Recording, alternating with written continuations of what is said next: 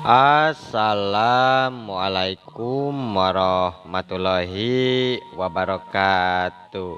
Wilujeng tepang dangu deui sareng mangkince. Alhamdulillah kanggo dinten ayeuna tiasa nepangan deui. Satacana dipedar icarios simkuring nganuhunkeun kantos like, komen sareng subscribe-na nya hatur nuhun. Mugia sadayana dipaparinan kasehatan sareng dilancarkeun dina milari rezekina, amin. Urang lajengkeun carios akibat muja ka jurig bagian ka dalapannya muhun. Ieu carios karangan Mang Nyalira nya muhun sanaos basan oge mudah-mudahan janten hiburan. Kumaha lajengna carios mangga urang kawitan.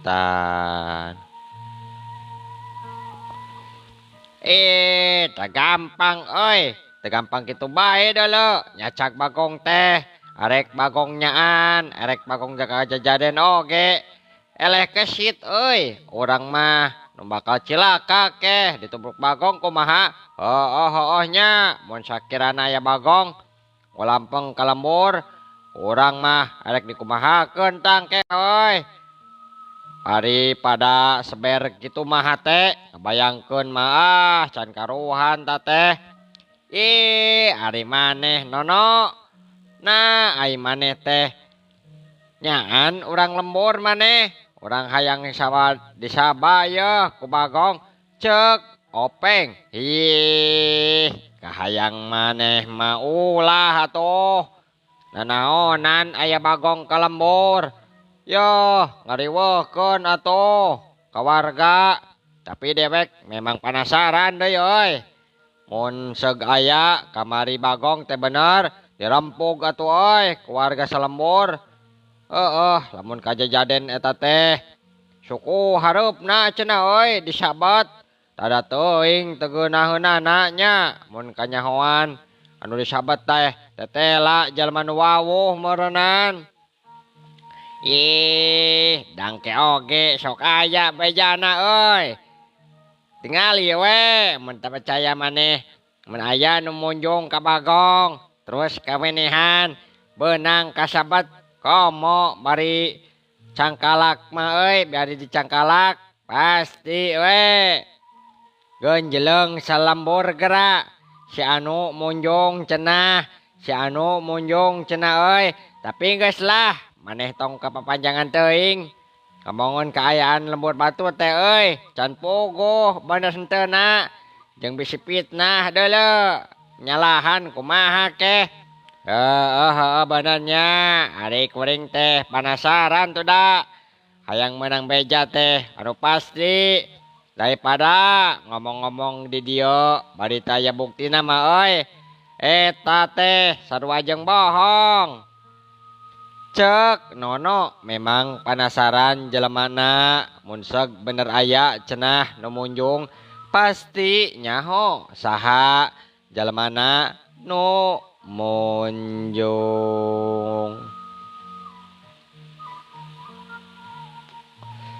Urang ayeuna nyaritakeun deui Asep jeung Nyi Eha geus dibawa balik ka imahna biinah nu mungguh mata greug-greug hate pikeun biinah katut Mang Maman sabab budakna geus katingali cenghar meh mimiti pulih deui tina kasakitna. Luyu jeung janjina tea arek nepungan engkong cengli dina hiji poe tur kawilang hade nya Mang Maman nyarita kabiinah geusan indit harita keneh rek ngajujug ka imahna engkong cengli.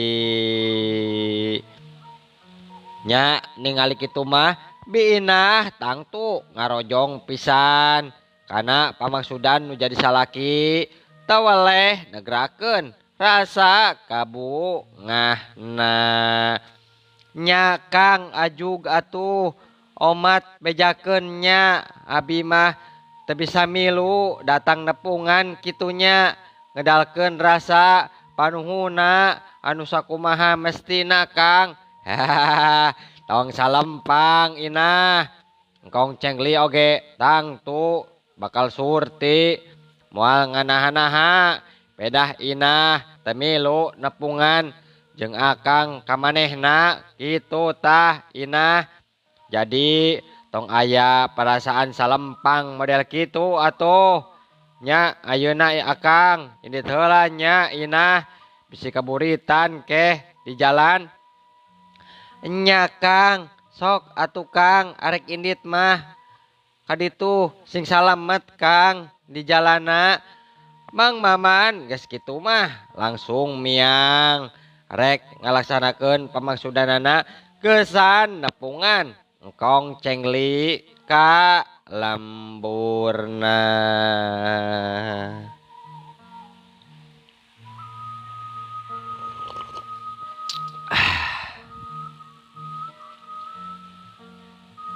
Sarta teu kacaturkeun deui kumaha di jalana. Mang Maman harita geus nepi ka tempat nu dituju engkong cengli jeung pamajikana gancang ngabagiakeun nu anyar datang malah nyuguhan sagala rupa. Sikepna ayeuna mah darehdeh deui tur someah naker. Nya geus kitu engkong cengli kadenge cumarita.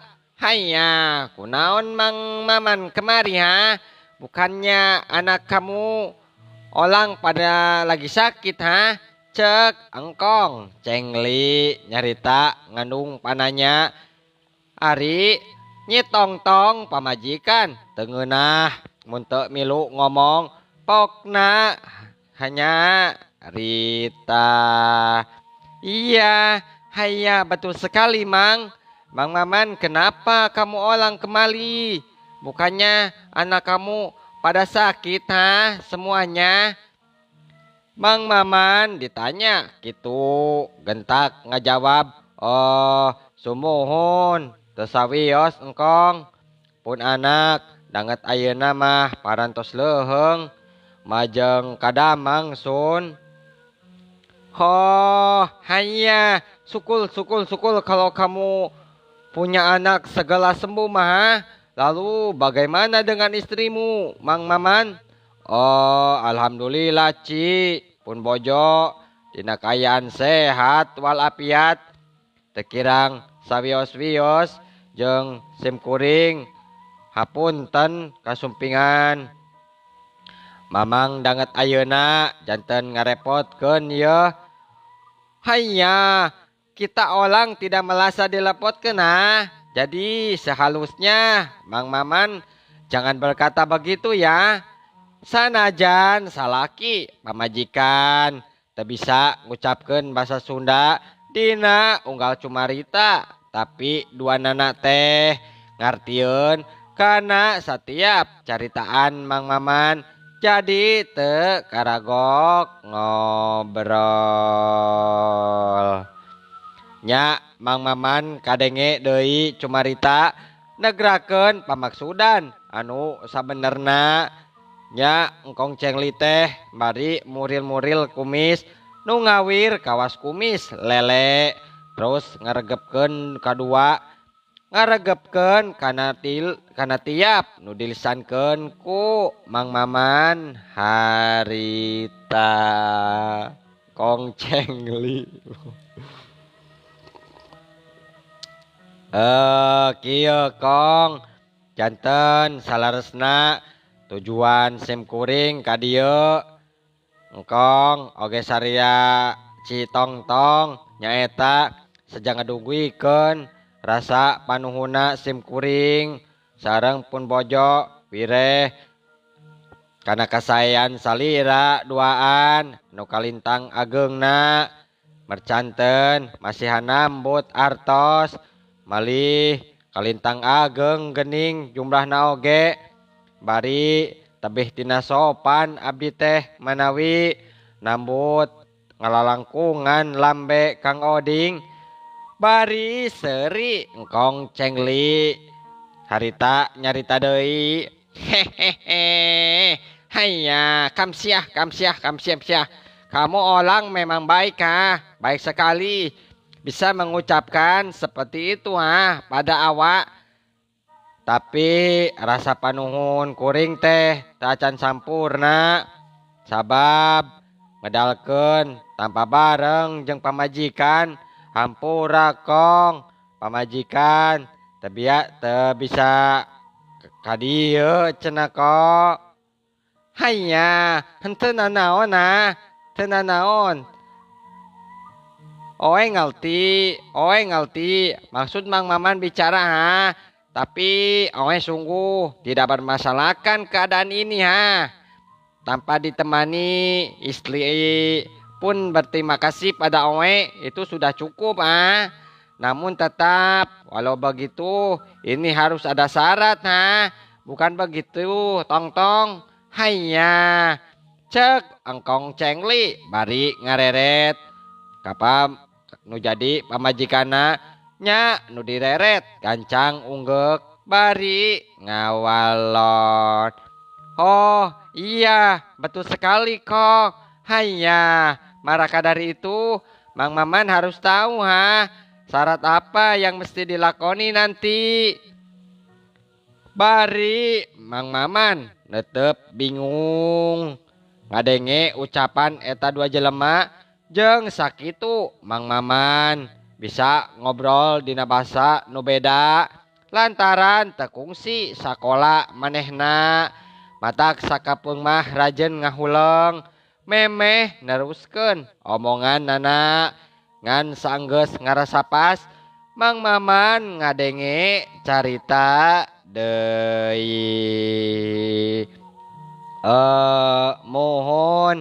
nuhun pisan pamingartos salira duaan teka obotan nanging aya syaratna gening manawi naon syaratna teh sen hanya begini Mang Maman syaratnya cuma ada satu kamu orang harus pindah kerja jadi menjaga toko di pasar harus kerja jadi angkat besi logam di gudang belakang alat-alat mesin jahit yang belum jadi orang itu kamu tahu punya pabrik besar tuh di mana-mana jadi mulai di tempat pembakaran besi pabrik rajut pembuatan peci dan kamu orang tetap akan diarahkan ke pekerjaan gimana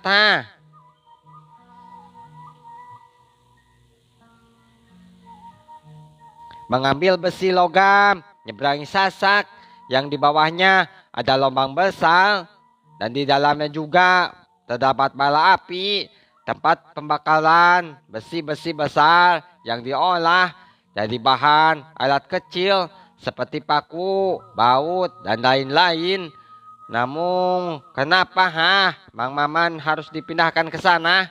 Sebab banyak orang yang tak sanggup mengerjakan itu semua kecuali terhadap Mang Maman mampu percaya karena kemampuan Mang Maman. Mang Maman ngadenge kitu teh ngagebeg dina jero hatena teu nyangka engkong cengli bakal aya pikiran kitu nyarita boga karep rek mindahkeun manehna tina tugas pagaweana nya tina purah ngajak ka toko ayeuna mah ngadon rek dipindahkeun ka dapur pabrik tempat pameuleman besi monggo ngahabayakeun pikeun digawe anu teu asak pengalaman mah pasti kaberatan.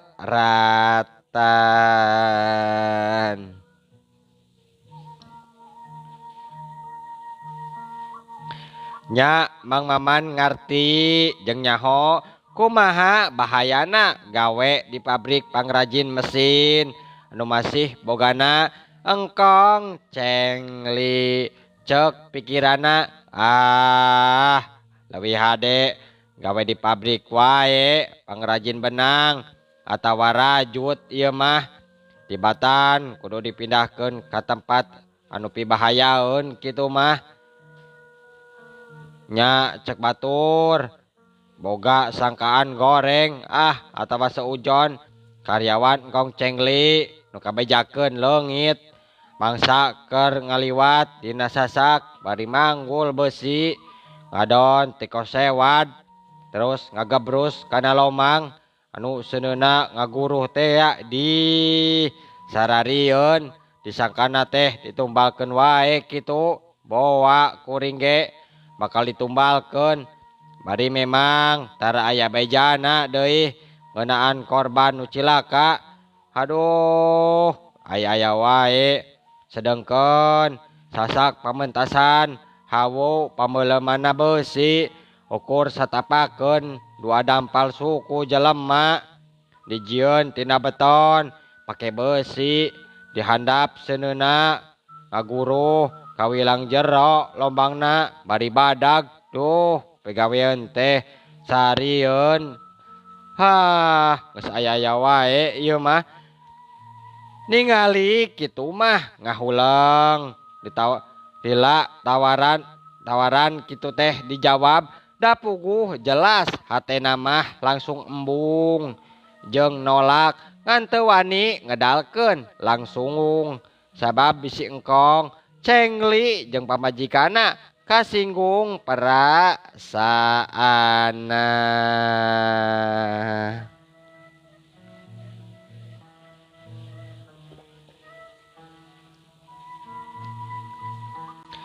Nya engkong cengli ningali Mang Maman ngadon ngahulang salila-lila kitu gancang manehna nyarita deui di barung ku silih teuteup jeung tong-tong pamajikana. Hayya, bagaimana Mang Maman, kamu olang apakah sudah siap untuk dipindahkan kerja? Kalau saja mau dipindahkan maka gaji Mang Maman akan bertambah banyak dari 300 menjadi 1.500.000 dan ada bisa buat cicilan utang pada Oe. Gimana? Apa Mang Maman mau? Tapi itu sih terserah Mamang. Pingin gaji banyak ya halus mau dipindahkan kerja. Jangan hanya mau jadi penjaga toko. Tapi kalau gak mau ya udah, berarti Mang Maman akan tetap dapat kesulitan karena beban hutang yang terus menumpuk dan hutang kamu Oe harus lunas secepatnya. Lunas, jangan dalam waktu 1 bulan Mang, jangan sampai lebih ya. Renghap Mang Maman ngarenghap. Jika nu capek kaharti ayeuna mah kudirina engkong cengli pangna jadi bager teh kadirina lantaran aya maksud sejen. Nya sedengkeun mun seug nolak kana katang tuan ti engkong mangka hutang 5 juta teh kudu lunas saacan waktuna sabulan mungguh matak asa bejad kana sirah juwet kana pipikiran nya engkong cengli teh tetela nyaahna ukur ngaleng bae bari neke.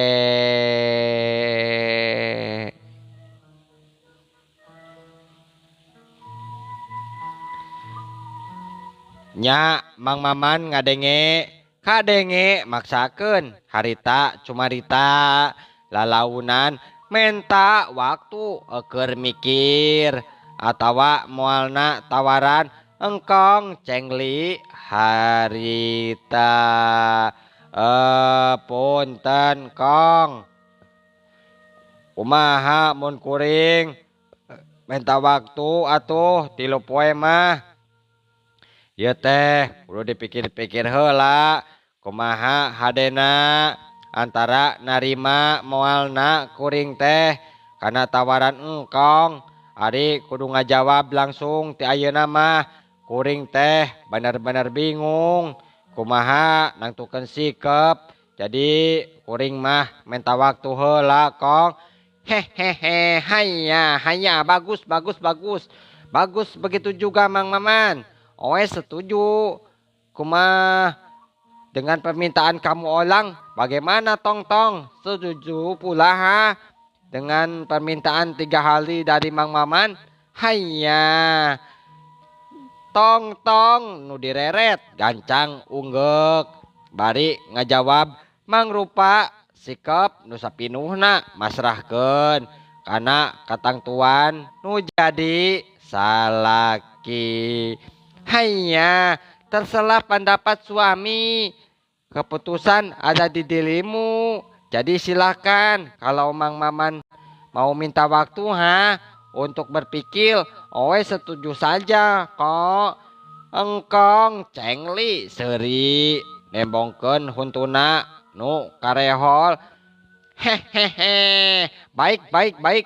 Ternyata istri saya juga setuju Kamu Olang minta waktu, tapi ingat hanya 3 hari Jangan minta lebih oke? Hanya. Hehehe. Siap Kong. Siap siap. Tong hariwang. Kuring pasti sanggeus 3 poe. Waktuna mah bakal datang deui kok. Mere jawaban anu pasti tong sieun pokona mah kok. Gitu diantara obrolan Mang Maman jeung pribumi tur sanggeus ngarasa cukup nya aya didinya nepikeun pamaksudana nya Mang Maman akhirna terus amitan kesan mulang kalembur dina kaayaan wanci geus mimiti rep-repan poek nandakeun wanci beurang tereh kasilih ku wanci penting nya nalika keur anteng lempang Mang Maman bet aya pikiran hayang nyimpang heula ka imah Juha nu memang bakal kaliwatan ku dirina tur kadatangan Mang Maman teh tetela gening di bagian ku Juha katut ceotih